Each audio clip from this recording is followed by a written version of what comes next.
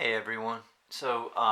This is a quick demo. I just wanted to show you what a color study looks like. So in your landscape assignment, you probably read where I said that I've done quick color studies before in the past, kind of like a rough draft, just to kind of organize your thoughts, organize where you want to put things. And this is very much like a rough draft in a painting class where you have your main ideas together. You're trying to figure out what colors you're using, how you want to set everything up, and just kind of like a quick run through. Okay. So if you look at this, this is done in acrylic paint. All right. I used acrylics just because they dry faster. You guys, you don't have to do this. I'm trying to show you this just to let you know that if you wanted to do this very quickly, you could do this with colored pencils. You could do this with acrylic paints or in oils if you wanted to. If you're just trying to get the basic colors, you want to get a feel for how things are going to work. This is a very good exercise that a lot of artists do, especially when they're working on something much larger. That they're, you know, sometimes things can be a bit complex, and you want to kind of just get a feel for them first, okay? But if you look at this, these are the colors that I was trying to use for this.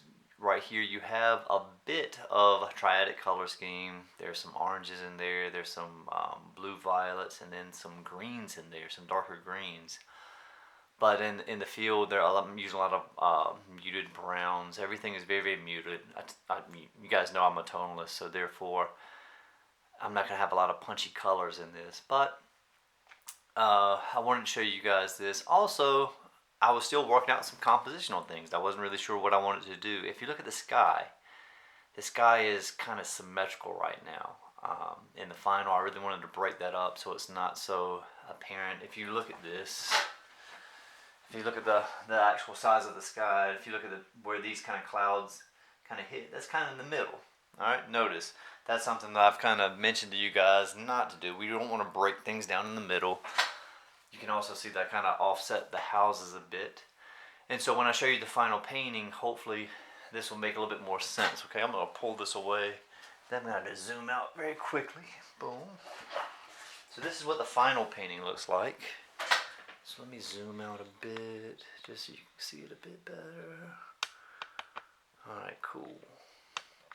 I'll put it kind of in focus a bit better. Alright, so this is the final version of that painting, okay? So in this, you can especially tell in the sky where I broke that symmetrical sky up, alright? I try to push for darker clouds. They dominate most of the sky. They go over the halfway point. And you can see what I'm trying to do is establish a place for your eye to go, because right now we have the little house down there. We have the little barn. I need something to pull the viewer away from these things. And so therefore I'm using the clouds to kind of do that. Larger clouds up top. And then if you look at the field, I have tried to break this up a bit. This is a soybean field, but you can see I played around with some variations right here at the bottom. And I have a few little visual paths to try to cut through and pull you down and away from this area. Okay, so this is very much asymmetrical. Another thing that I'll mention is, well, I had a few requests to do a sky demo, and so that's what I really wanted to show you with this is right here. I'm going to do a very, very quick demo for you guys in a few minutes. A very, very basic sky. This is all done with a palette knife on the initial layer, alright? So you can, the palette knife is a great tool, especially for laying down paint in a hurry. And you can use it to blend things. It's a very versatile tool, and you can make clouds with it. So I'll probably show you a little bit of that, and also how to kind of refine things if you wanted to with a brush. Okay. You'll notice this was kind of like a cloudy sky, and so right now I wanted to have things a little bit lighter right in here, and you'll see this in skies. Usually if you look at a sky on a clear day, you'll see that things are lighter around the horizon, and then they get gradually more intense, more blue the further you go up, okay? So in the demo, I'll try to reinforce that a bit more.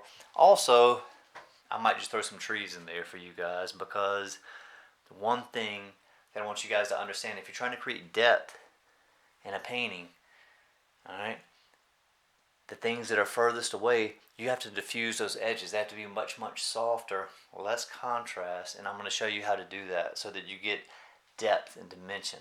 Okay? I'll be right back with another demo.